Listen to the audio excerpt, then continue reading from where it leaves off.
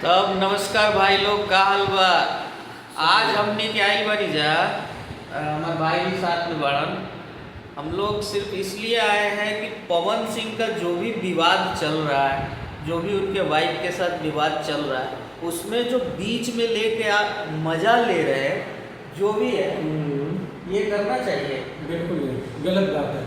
पारिवारिक मैटर है, इसमें किसी को नहीं बोलना। पारिवारिक मैटर है, उनका हस्बैंड वाइफ का मामला है और उनको बोला जा रहा है कि आप लाइव आइए। लाइव क्यों आए? लाइव उसके पास इतना टाइम है, पवन भाई के पास इतना टाइम है। इतना टाइम है कि हर चीज़, छोटी से छोटी चीज़ के लिए लाइव आकर बताया कि हाँ ये सही है वो गलत। मान लो उनको बताना हो तो कोर्ट में बताएंगे, कोर्ट में चल रहा है केस, कोर्ट को जवाब देंगे ना वो।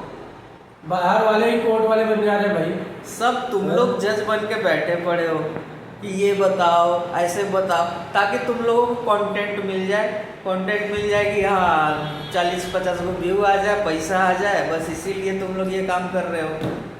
क्या गलत बात है? कितना किसी को गिरा के कितना कमा लोगे यार, हैं? वो भाई बढ़िया है इसलिए कुछ बोल नहीं रहा है। वो अपना घर का इज्जत ढके पड़े हैं। और ये लोग क्या करोगे? वो कहावत है ना, घी हजम नहीं होती है, बहुत वाला कहावत है। अपने पास बैठाकर उठाकर बहुत इज्जत दी है, उसी का लोग फायदा उठा रहे हैं। अपने पास बुलाए, अपने साथ रखे, इन लोगों का थोड़ा सा नाम हुआ, आज पवन सिंह से ये लोग सवाल कर रहे हैं। वाह भाई, थोड़ा सोच समझ के आराम से।